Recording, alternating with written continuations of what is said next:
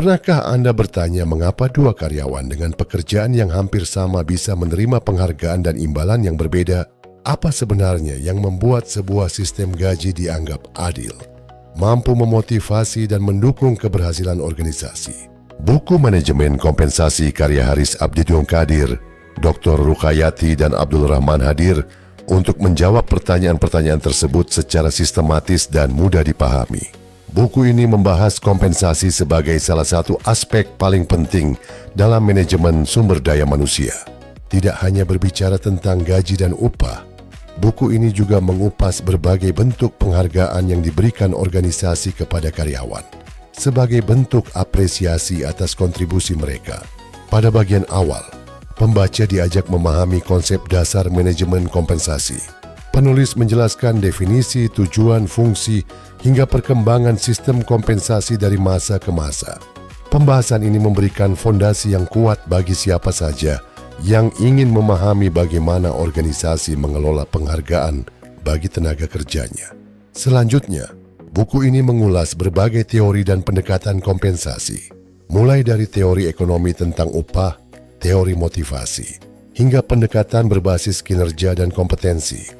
Materi tersebut membantu pembaca memahami bahwa sistem kompensasi yang efektif tidak hanya mempertimbangkan biaya perusahaan, tetapi juga kebutuhan dan motivasi karyawan. Salah satu bagian yang menarik adalah pembahasan mengenai strategi kompensasi dan analisis jabatan. Penulis menjelaskan bagaimana hubungan antara strategi bisnis dengan kebijakan kompensasi dapat memengaruhi kinerja organisasi.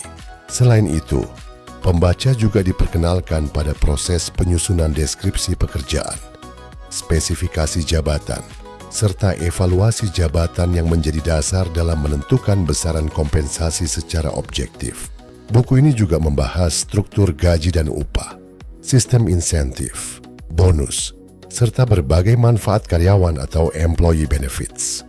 Topik seperti tunjangan kesehatan, dana pensiun, fleksibilitas kerja, hingga program pengembangan karyawan dijelaskan dengan bahasa yang jelas dan aplikatif.